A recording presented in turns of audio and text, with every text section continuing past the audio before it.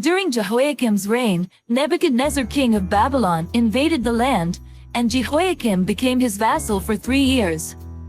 But then he turned against Nebuchadnezzar and rebelled.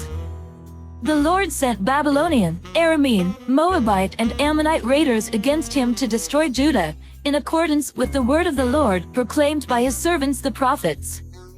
Surely these things happened to Judah according to the Lord's command, in order to remove them from his presence because of the sins of Manasseh and all he had done, including the shedding of innocent blood.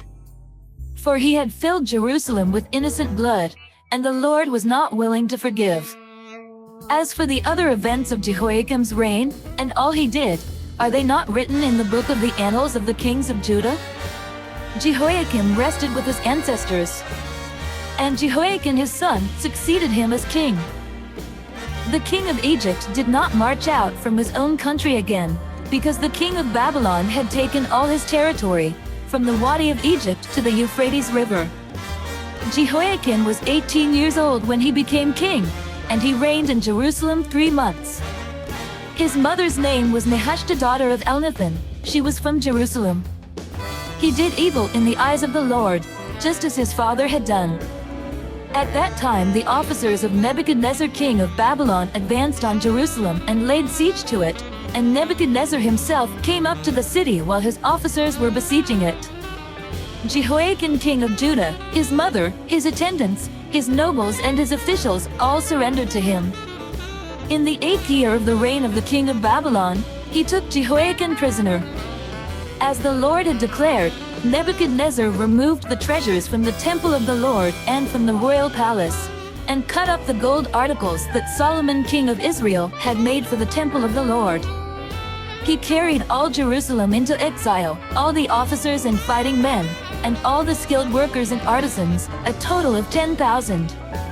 Only the poorest people of the land were left. Nebuchadnezzar took Jehoiakim captive to Babylon. He also took from Jerusalem to Babylon the king's mother, his wives, his officials, and the prominent people of the land. The king of Babylon also deported to Babylon the entire force of 7,000 fighting men, strong and fit for war, and 1,000 skilled workers and artisans. He made Mattaniah, Jehoiakim's uncle, king in his place and changed his name to Zedekiah.